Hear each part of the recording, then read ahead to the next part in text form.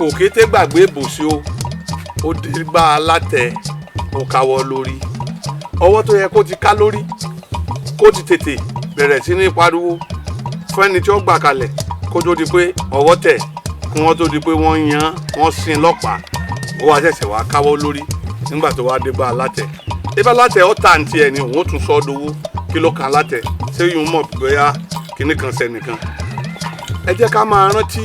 ní gbogbo ìgbà lákòókò tó bá yẹ ká sọ̀rọ̀ tí nǹkan bá ń ṣe ni ẹ jẹ́ ká máa sọ̀rọ̀ síta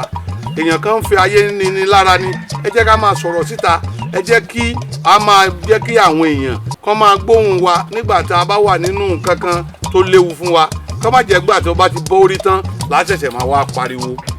kí ó má jẹ́ wípé ẹ̀yìn tí ẹ̀yìn só àbí ẹ̀yìn pẹ́ ńlá wa ṣẹ̀ṣẹ̀ ń nu dí o lákòókò tó yẹ ká máa sọ ohun tó bá ń ṣe wá ká lè bá a rí àtúnṣe.